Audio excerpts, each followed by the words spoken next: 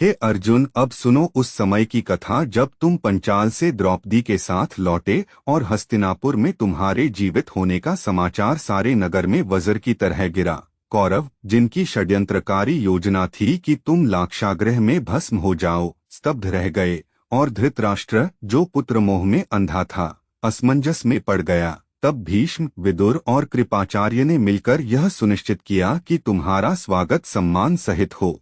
किंतु वहीं दूसरी ओर दुर्योधन और शकुनी ने इस समाचार को अपमान और संकट के रूप में लिया, और तब राजसभा में यह प्रस्ताव रखा गया कि हस्तिनापुर का राजसिंहासन अब जब दो परिवारों में बंटा है तो राज्य भी बांटा जाए। और धृतराष्ट्र ने अपने भीतर के मोह और बाहर के भय के कारण यह स्वीकृति दी कि युधिष्ठिर को आधा राज्य दिया जाए, एक निर्जन, वनवासी, उपेक्षित प्रदेश खांडवप्रस्थ, जहाँ न तो जन थे, न जल, न कृषि, न व्यापारी। किंतु हे धर्मराज, तुमने उस बंजर भूमि को अपने श्रम, समर्पण और ईश्वर भक्ति से एक सुव्यवस्थित, सुविकसित राजधानी में बदल दिया, जहां नगर के द्वार पर धर्म के नियम लिखे गए, जहां प्रजा को न्याय, जल और अन्न मिला। और वहीं, हे पार्थ, मैं तुम्हारे पास द्वारका से आया, क्योंकि मुझे ज्ञात था कि अब समय आ गया है जब हम एक महान गठबंधन की ओर बढ़ेंगे।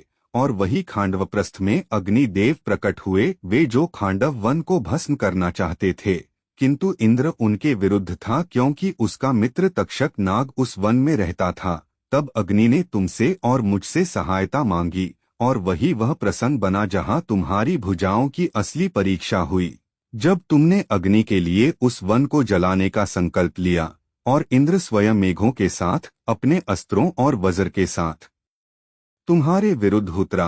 किंतु हे अर्जुन, तुमने गांडीव उठाया, और उस युद्ध में तुमने सिद्ध कर दिया कि क्यों तुम देवताओं के भी समकक्ष योद्धा हो। वहीं मैंने सुदर्शन चक्र घुमाया, और वह खांडव वन भस्म हो गया। वहीं से आरंभ हुई हमारी मित्रता की वह यात्रा जो आगे धर्मयुद्ध तक पहुंचती है। और उस वनदाह के समय ही तुम्हारी भेंट हुई मय दानव से, जिसे तुमने जीवन दान दिया, और कृतज्ञता स्वरूप उसने तुम्हारे लिए एक अद्भुत सभा का निर्माण किया, मायासभा, जो इतनी भव्य और विचित्र थी कि जल भूमि दिखता और भूमि जल जैसी प्रतीत होती। और यह वही सभा बनी जिसने बाद में दुर्योधन के अहंकार को अपने ही भ्रम में डुबो दिया। किंतु समय इसी तरह घटनाओं की माला पिरोता रहा, और युधिष्ठिर ने निश्चय किया कि वह एक राजसूय यज्ञ करेंगे, जिसमें समस्त भारतवर्ष के राजा उनके साम्राज्य को स्वीकार करेंगे।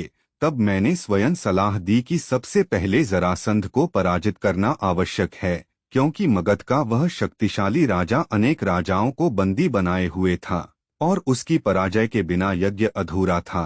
तब तुम, भीम और मैं वेश बदलकर मगध गए, और वहां भीम ने 13 दिनों तक युद्ध करके अंततः जरासंध को 2 भागों में फाड़ दिया। वही जरासंध जिसे 2 टुकड़ों से जन्म दिया गया था, और यही उसका अंत बना।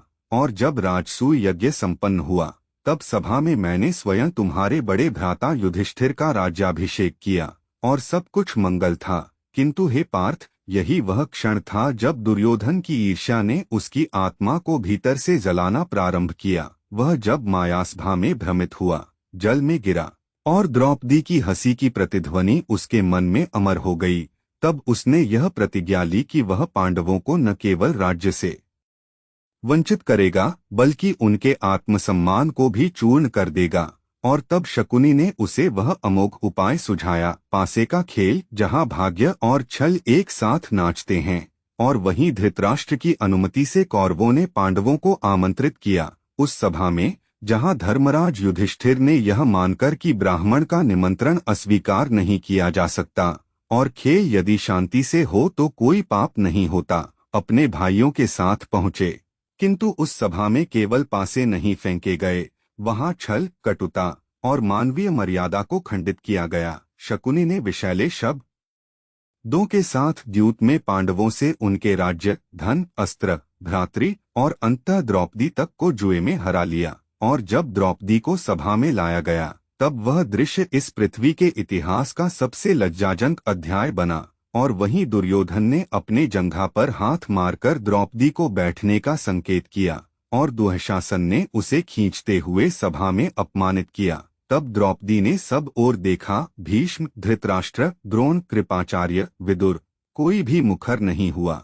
तब उसने मुझे पुकारा, हे गोविंद, हे माधव, हे कृष्ण, और मैं जहाँ कहीं था वहीं से दौड़ा और अपनी योगमाया से उस चीर को अनंत कर दिया। तब उस सभा में सभी लज्जित हुए, किंतु दुर्योधन का हृदय न बदला और अंत में धृतराष्ट्र ने भय और ग्लानि में आकर द्रौपदी से वर मांगने को कहा, और द्रौपदी ने पहले धर्म को मांगा, युधिष्ठिर की स्वतंत्रता, फिर अपने चारों देवरों की मुक्ति और तीसरे वर को त्याग दिया, क्योंकि वह जानती थी कि न्याय को टुकड़ों में नहीं मांगा जा सकता। और फिर सब कुछ शांत हुआ प्रतीत हुआ, किंतु नहीं, यह तो केवल प्रारंभ था, क्योंकि पुनः एक और द्यूत रखा गया और शर्त यह रखी गई कि जो हारेगा वह 12 वर्ष वनवास और 13वें वर्ष अज्ञातवास में रहेगा। और पुनः शकुनी के छल से पांडव हार गए और फिर उन्होंने कंदवन, द्वैतवन और काम्यकवन में अपना वनवास आरंभ किया, वहीं जहां अग्निहोत्र और तपस्या से उन्होंने दिव्य अस्त्रों की प्राप्ति की, वहीं अर्जुन ने इंद्रलोक जाकर दिव्यास्त्र, पाशुपत और गंधर्व विद्या प्राप्त की, वहीं भीम ने हनुमान से भेंट कर बल का वरदान पाया, वहीं युधिष्ठिर ने धर्मराज यम से न्याय का मर्म सीखा, और यही वनवास बना वह कालखंड जब उन्होंने स्वयं को महायुद्ध के लिए तैयार किया।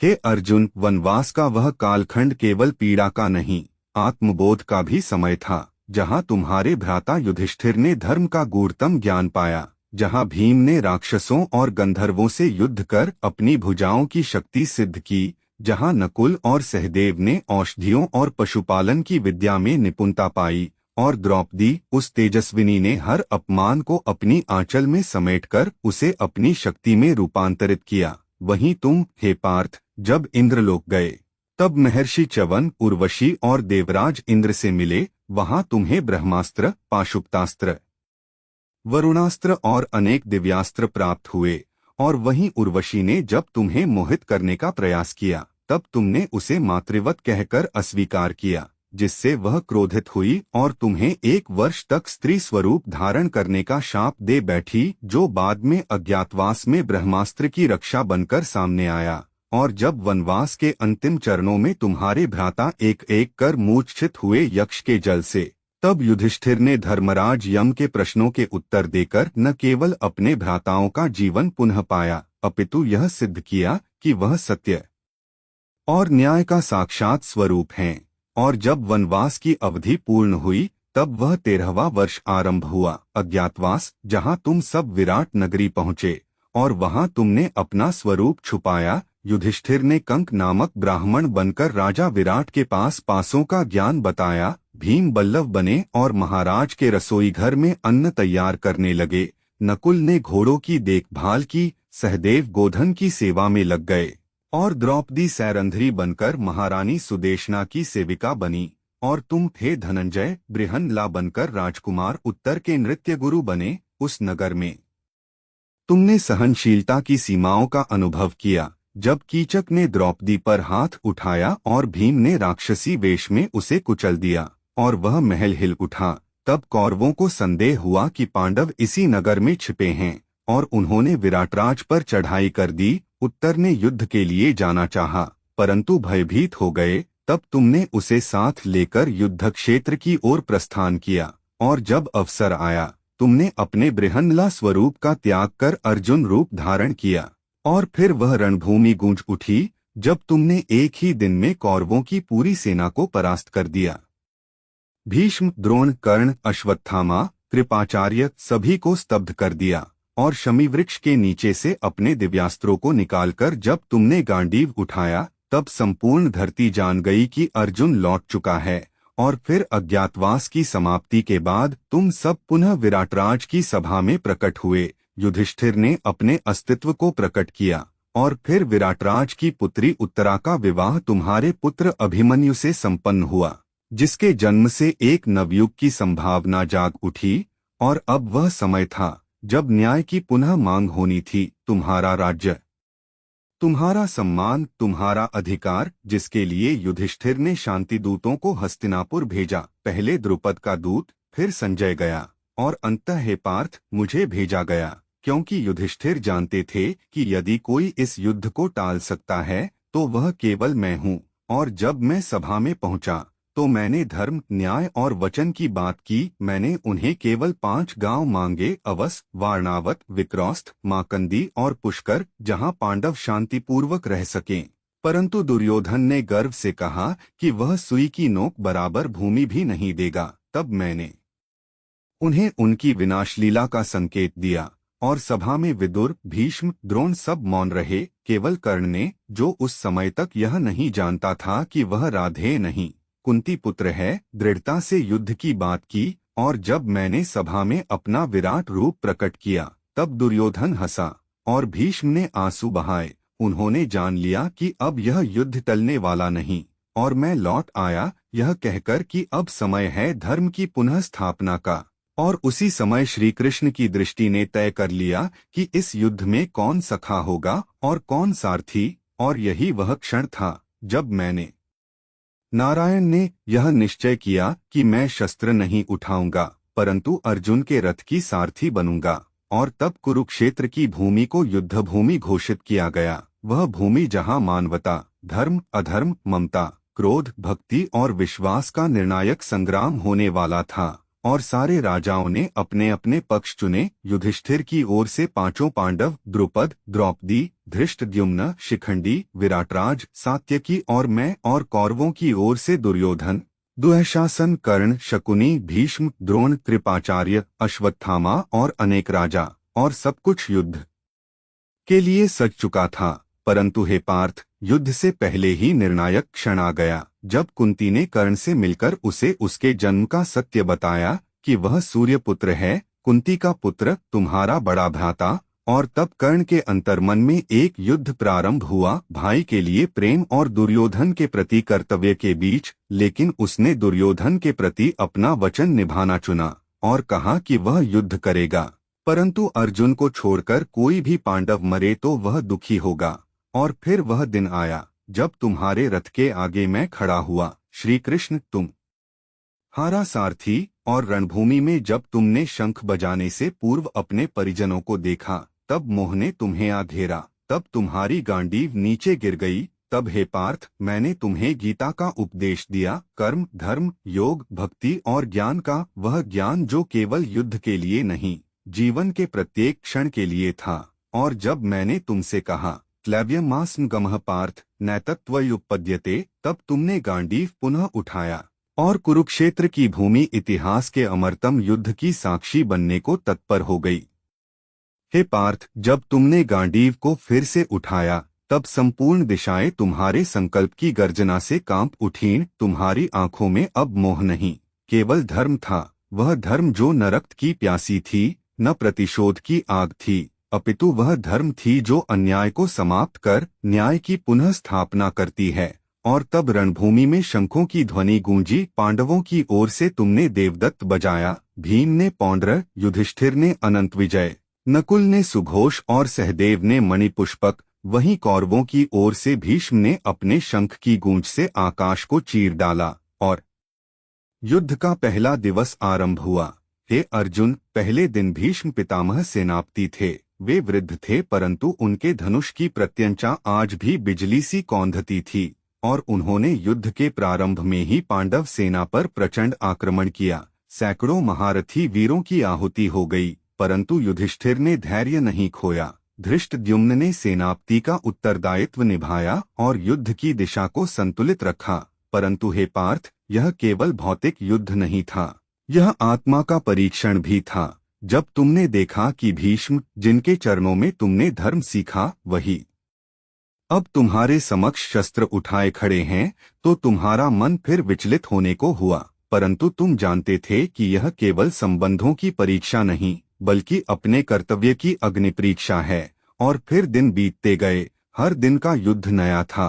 कभी द्रुपद और कृपाचार्य आमने सामने आए, कभी भीम और दुःशासन। और एक दिन आया जब शिखंडी, वह योद्धा जो जन्म से स्त्री और संकल्प से पुरुष था, वह सामने आया भीष्म के। और तब तुमने, हे धनंजय, भीष्म के प्रतिरोध को तोड़ा, क्योंकि वे जानते थे कि शिखंडी को वे शस्त्र नहीं उठाते। और उसी क्षण तुमने अपने बाणों की वर्षा से पितामह को घायल कर दिया। वे 100 बाणों पर टिके रहे, मृत नहीं परंतु युद्ध से निवृत्त, और उन्होंने तब तक अपने शरीर को छोड़ा नहीं जब तक सूर्य उत्तरायण में न आया। हे पार्थ, जब भीष्म गिरे तब युद्ध का संतुलन डगमगाया, परंतु कौरवों ने द्रोणाचार्य को सेनापति नियुक्त किया, और तब वह अध्याय आरंभ हुआ जो छल और धर्म के सबसे जटिल द्वंद्वों में से एक था। द्रोण ने युद्धभूमि में चक्रव्यूह रच दिया, एक ऐसा रणनीतिक व्यूह जिससे बाहर निकलना असंभव था, और उस व्यूह में प्रविष्ट हुआ अभिमन्यु,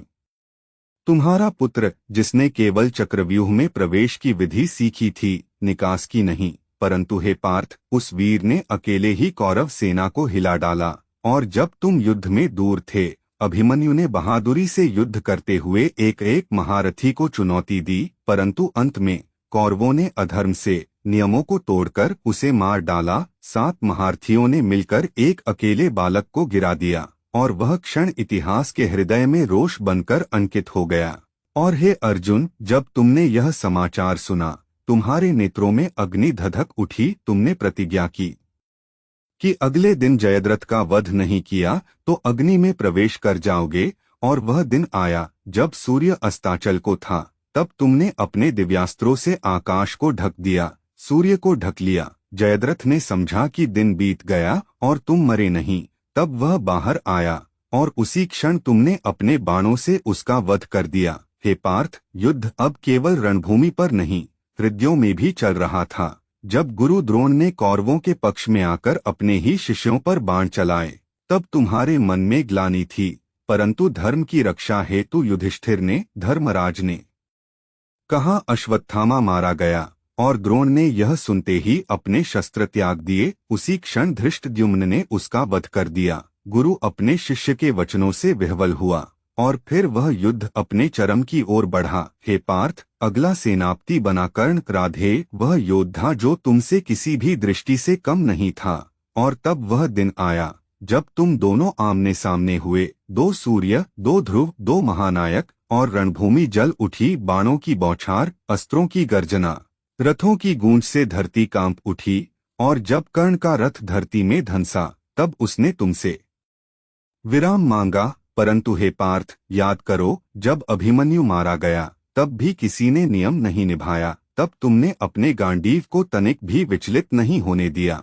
और कर्ण का वध किया। और फिर अंतिम सेनापति बना अश्वत्थामा, जो अब केवल बदले की आग में जल रहा था। और फिर रात में युद्ध के सारे नियमों को तोड़कर उसने पांडव शिविर पर आक्रमण कर दिया। द्रुपद, धृष्टद्युम्न, शिखंडी सभी मारे गए, और उत्तरा के गर्भ में पल रहे अभिमन्यु के पुत्र, जिसे युद्ध ने जन्म से पहले ही यतीम कर दिया, पर भी अश्वत्थामा ने ब्रह्मास्त्र छोड़ दिया। तब हे पार्थ, मैंने अपना सुदर्शन चक्र घुमाया और गर्भ में पलते उस बालक की रक्षा की। वह बालक जो आगे चलकर राजा परीक्षित बना, तुम्हारा वंशज। और जब यह महायुद्ध समाप्त हुआ, कुरुक्षेत्र की भूमि रक्तरंजित थी। युधिष्ठिर को राज्य मिला, परंतु हृदय रिक्त था, और उन्होंने संन्यास की इच्छा जताई। परंतु मैं, श्री कृष्ण, उन्हें धर्म का स्मरण कराते हुए राज्य संचालन के लिए प्रेरित किया, ताकि धर्म पुनः स्थिर हो सके। और यही वह क्षण था जब धर्म का चक्र फिर से गति को प्राप्त हुआ।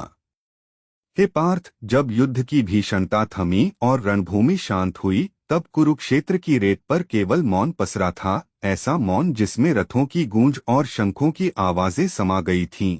ऐसा मौन जिसमें योद्धाओं की अंतिम सांसें, माताओं के विलाप और भाइयों के क्रंदन खो चुके थे। युधिष्ठिर ने जब इस विध्वंस को देखा तो उनके मन में राज्य पाने की अभिलाषा नहीं रही। उन्होंने मुझसे कहा, हे केशव, क्या यही धर्म है?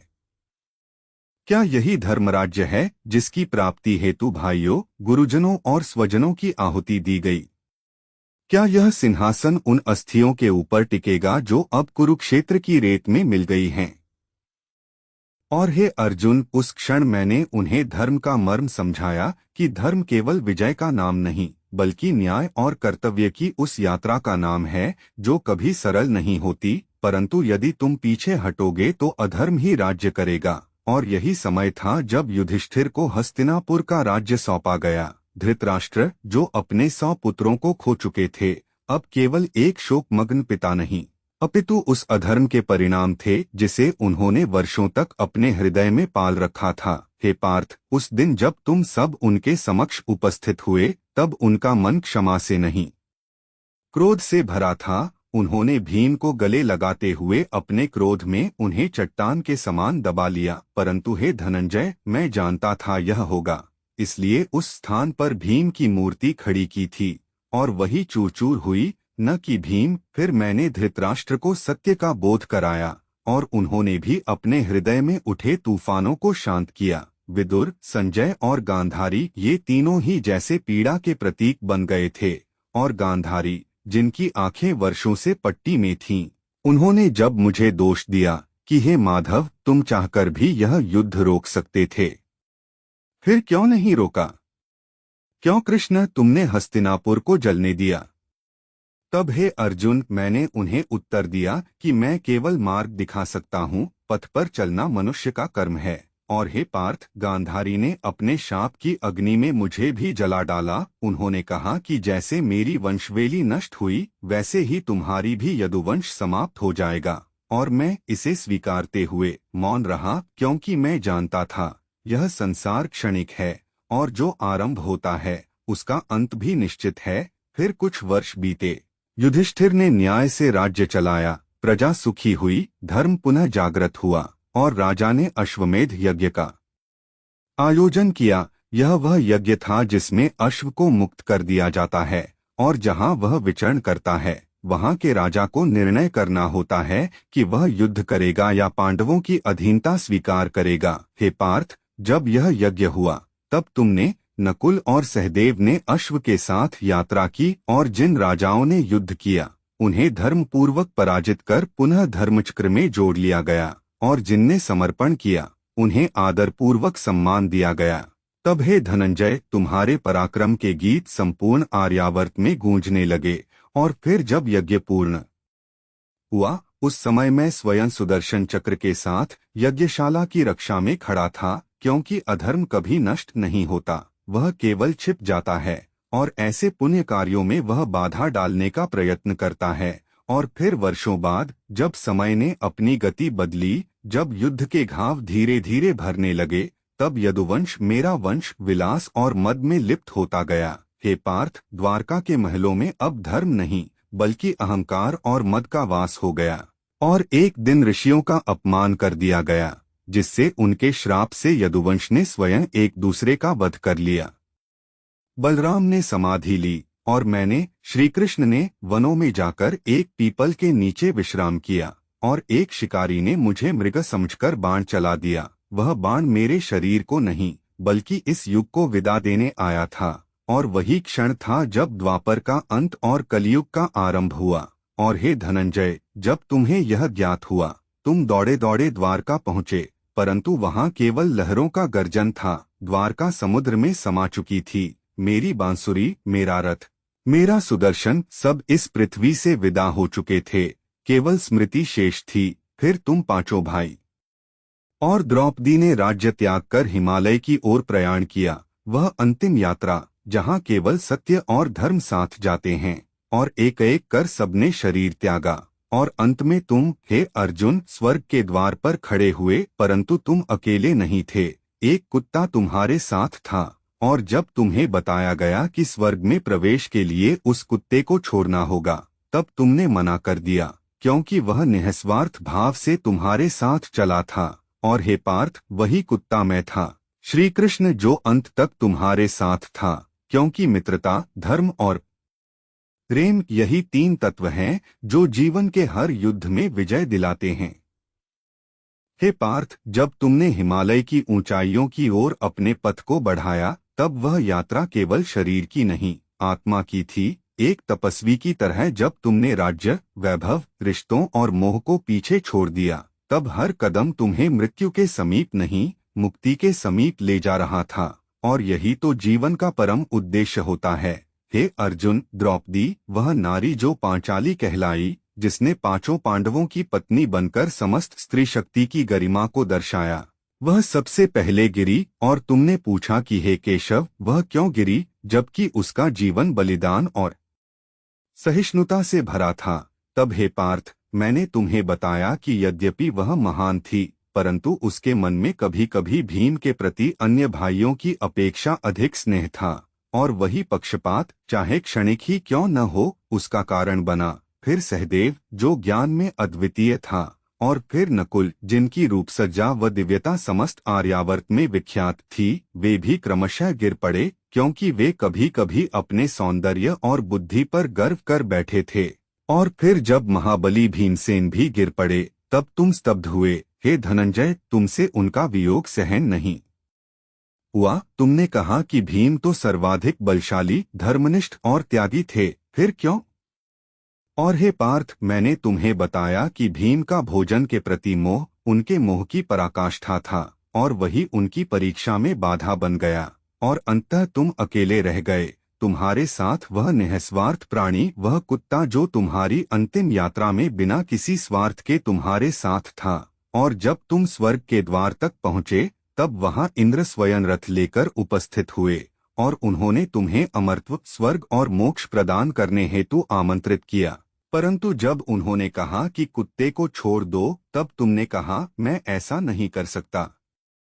जिसने मेरी अंतिम यात्रा में साथ दिया, उसे छोड़ना मेरे धर्म के विरुद्ध है। और हे पार्थ, वही क्षण था जब धर्मराज स्वयं उस कुत्ते के रूप में प्रकट हुए, और उन्होंने तुम्हारी धर्मनिष्ठा को प्रणाम किया। तब तुमने देखा कि तुम केवल अर्जुन नहीं, अपितु वह योद्धा हो जो धर्म की अंतिम परीक्षा में भी अडिग रहा। और फिर हे पार्थ, जब स्वर्गलोक में तुम पहुँचे, तो वह स्थान जहाँ सदा सुख है, जहाँ कोई शोक नहीं, वहाँ तुम्हें वह संतोष नहीं मिला, क्योंकि तुमने वहाँ कौरवों को देखा और अपने भाइयों को नहीं, और तुमने मुझे पुकारा है माधव, यह कैसी लीला है।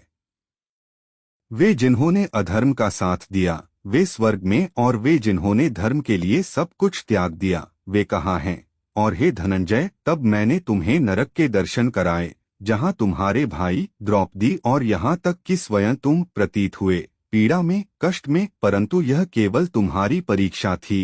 हे पार्थ, यह मात्र एक छाया थी तुम्हारी सहन शक्ति की, करुणा की। और जब तुमने कहा कि यदि मेरे स्वजन नरक में हैं, तो स्वर्ग का सुख मुझे नहीं चाहिए, तभी वह छाया लुप्त हुई, और तुम्हारे भाई द्रौपदी, समस्त पवित्र आत्माएं जो धरती पर धर्म के प्रहरी बने थे, स्वर्ग के मूल स्वरूप में तुम्हारे समक्ष प्रकट हुए। और वहीं पुनः तुमने देखा भीष्म पितामह, द्रोणाचार्य, कर्ण, अभिमन्यु और वे सभी जिन्होंने धर्म के लिए या धर्म विरुद्ध युद्ध किया, परंतु पश्चाताप से मोक्ष की ओर बढ़े, वे सब तुम्हारे साथ थे। हे अर्जुन, वहाँ किसी से वैर नहीं था, वहाँ कोई मोह नहीं, वहाँ केवल आत्माएं थीं, पूर्ण, शुद्ध और मुक्त। और यही था महाभारत का अंतिम फल, कि युद्ध केवल अस्त्रों का नहीं था, यह आत्मा के भीतर का युद्ध था, मोह और ममता का, क्रोध और क्षमा का, पाप और पुण्य का। और अंततः जिसने धर्म को चुना, वही विजय को प्राप्त हुआ, चाहे वह जीवन में हो या मृत्यु के बाद। हे पार्थ, मैंने यह संपूर्ण कथा इसलिए सुनाई कि युगों बाद भी जब मनुष्य धर्म और अधर्म के द्वंद्वों में उलझे, तब वे इस गाथा को स्मरण करें, और जाने कि धर्म कठिन है, परंतु वह ही मुक्ति का मार्ग है। और यही मेरा वचन है, जब जब अधर्म बढ़ेगा, मैं रूप बदलकर, युग बदलकर, अवतार लेकर पुनः आऊंगा, और धर्म की स्थापना करूंगा। जैसे मैंने किया द्वापर में, वैसे ही करूंगा कलियुग में। और यह वचन केवल शब्द नहीं, यह सनातन सत्य है।